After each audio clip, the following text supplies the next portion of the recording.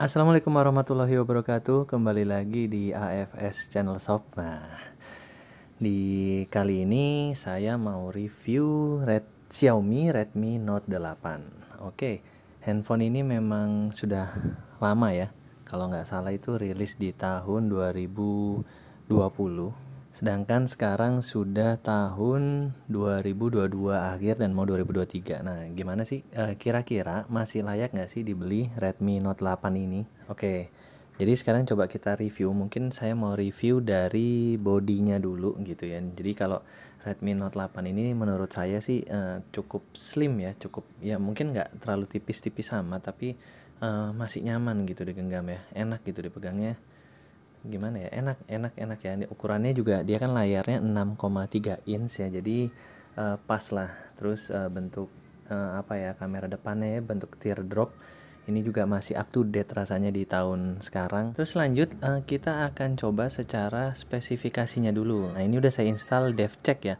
Nah, ini bener nggak sih sesuai gitu ya, sesuai internalnya berapa, RAM-nya berapa, prosesornya apa kan gitu kan. Cuma insya Allah sih kalau Redmi Note 8 ini nggak ada super copy atau KW-KW-nya ya, jadi bisa dipastikan apa namanya, RAM-nya benar dan prosesornya gitu. Tapi kita tes dulu ya, kita uji dulu. Nah, ini oke. DevCheck Pro ini dashboardnya ya, dashboardnya. Nah, ini RAM-nya, nah ini benar ya, 4 GB, 3,5 itu bisa kita artikan 4 GB, internalnya 64. Jadi udah benar ya, ini 464 gitu. Memang di dusnya, sorry saya lupa bilang di awal bahwa ini adalah 464. Nah, ini ya sesuai dengan di dusnya 464 dan ini sesuai dengan di handphonenya. Lalu hardware-nya apa? Nah, ini hardware-nya Qualcomm Snapdragon 665. Nah, gitu kan. Jadi kita jadi untuk Qualcomm Snapdragon 665 rasanya sih masih mumpuni ya kalau untuk di tahun sekarang ini ya. GPU-nya Qualcomm Adreno Adreno 610. Nah, kepadatan layarnya cukup padat di 410. Terus resolusinya juga cukup tinggi ya, 2340 1080. Berikutnya adalah sistemnya. Nah, ini perangkatnya benar ya, Xiaomi Redmi Note 8. Sistem operasinya Android versi 11 ya. Patch keamanan atau update-nya di 1 Juli 2022. Jadi karena ini resmi, jadi selalu mendapatkan updatean gitu ya, otomatis mendapatkan updatean. Oke, lanjut baterainya. Baterainya ini kondisinya masih sangat baik ya. Untuk sensornya lengkap, ada temperatur, akselerometer, bidang magnet, orientasi, giroskop, cahaya, jarak, gravitasi, dan lain-lainnya ya. Oke, lengkap. Oke, lanjut pengujian berikutnya adalah apakah Note 8 ini kuat dimainkan game berat. Ini saya ambil contohnya Mobile Legend. Kita tes. Oke, ini langsung dites saja ya. Nge-lag nggak nih kira-kira ya untuk game segini? Untuk game segini, maksudnya untuk game Mobile Legend ini, Redmi Note 8 ini nge-lag apa enggak? Coba ya. Oke, sejauh ini nggak ada masalah. Snapdragon 464 ya. Aduh.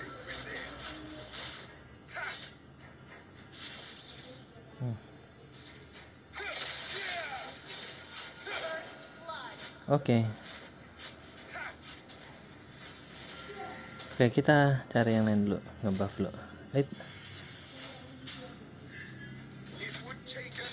Nggak ada masalah ya. Nggak nge-lag sama sekali. Nggak nge-lag sama sekali ya. Jadi oke ini ya buat main Mobile Legend oke ya, buat main game oke ya. Tuh, nggak ada nge-lag ya, bisa dilihat HP-nya nggak ada nge-lag sama sekali untuk main Mobile Legend gitu ya. Oke, mungkin segitu dulu. Berikutnya saya mau tes kameranya. Coba ya, tes kamera. Ini ya. Kameranya cukup oke. Kameranya sangat oke malah. Kalau menurut saya sih kameranya sangat-sangat oke.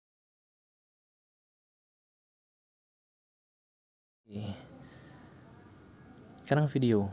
Kita akan cek videonya berjalan. Nah, ini videonya berjalan oke. Cek video. Nggak kelihatan di kamera ini. Saya akan cek video ya. Oke, selanjutnya kita coba apa? YouTube berarti ya. Nge-lag nggak YouTube-nya? Nggak ada masalah sama sekali ya, nggak nge-lag, nggak ada masalah sama sekali. Terus langsung pindahnya juga cepet ya, tuh nggak ada masalah. Jadi untuk YouTube-nya cukup cepet. Terus nonton film, oke, sebentar. Nonton film di web gitu ya. Kayak untuk nonton film tuh, lihat tuh gambarnya ya, bagus banget ya buat nonton film ya. Tuh ya, karena apa? Karena tadi itu rapat, dia cukup rapat gitu ya layarnya ya. Tuh ya, mantap ya. Jadi oke ya, tuh, wih, mantap gambarnya ya. Bisa nonton bisa nonton film sambil leyeh-leyeh dengan gambar yang sangat tajam. Oke. Sip, next, semuanya sudah hampir semua kita coba ya. Saya juga punya satu trik ya, jadi cara ya buat ngecek secara cepat ya kalau teman-teman mau beli HP Xiaomi gitu. Nah, cara cek cepatnya itu kita pencet kode ya. Jadi bintang pagar 66 63 64 pagar bintang. Nah, kita akan langsung masuk ke engineering mode-nya Xiaomi. Di sini kita bisa ngetes satu-satu gitu ya.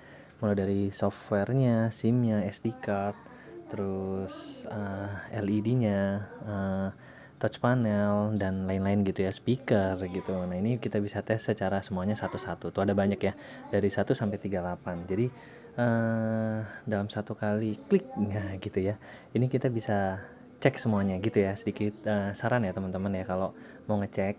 Nah, cuma kayaknya nggak mungkin saya cek di sini, nanti videonya akan sangat panjang. Tapi saya pastikan handphone ini sudah oke semua gitu ya. Oke, lanjut apalagi ya. Jadi bagi teman-teman yang punya budget 1 juta sampai 1,5, menurut saya sih Redmi Note 8 ini sangat worth it banget ya untuk dibeli. Kenapa? Karena ya itu tadi ya, sudah saya jelaskan, dia prosesornya Snapdragon gitu kan. Terus RAM-nya 4 GB, internalnya 64 gitu. Nah, kalau dibandingin misalkan saya maunya yang baru lah gitu. Nah, cuma kalau yang baru sendiri dengan budget segitu, saya rasa sih nggak dapat yang 464 gitu ya. Nah, mungkin sekalinya pun dapat, mungkin prosesornya bukan Snapdragon gitu, bisa yang lain. Nah, tapi balik lagi ini kembali ke selera teman-teman ya. Kalau memang tetap mau yang baru atau mau yang lain, itu sih silakan saja gitu ya. Nah, itu kesimpulan pertamanya. Yang kedua, ya tadi ya, kerapatan layarnya atau kita bisa nonton video itu dengan cukup jernih gitu ya. Ya kan, jadi kerapatan layarnya ada di 441 pixel gitu. Apalagi yang ketiga itu kalau menurut saya sih mungkin dari segi kamera ya, dengan harga ya rentang 1 juta sampai 1,5 itu kameranya cukup oke ya. Kameranya itu ada di 48 megapiksel gitu kan. Jadi cukup oke lah kameranya gitu kan. Tadi juga sudah saya tes ya, kameranya oke. Nah, lalu berikutnya selain kamera, yang cukup bikin oke tuh baterainya ya. Jadi baterainya itu dia sampai 4000 mAh. Nah, gitu kan. Baterainya 4000 mAh. Nah, sama saya lupa informasi juga ya, mungkin kelebihannya lagi adalah dia sudah fast charging gitu di 18 watt apa 18W ya, pokoknya dia sudah mendukung fast charging gitu kan. Jadi nggak masalah gitu second kalau menurut saya gitu ya kesimpulannya. Tetapi yang terpenting saat kita beli, pastikan kondisi handphone atau unitnya itu memang dalam kondisi yang baik gitu ya.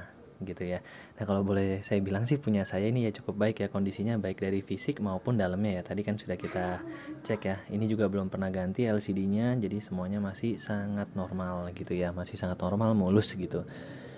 Nah, itu aja sih kesimpulannya mungkin dari saya. Kalau suka videonya, jangan lupa di subscribe, di like, komen, dan di share ya. Oke, terima kasih, cukup sampai situ. Salam sehat selalu. Bye-bye.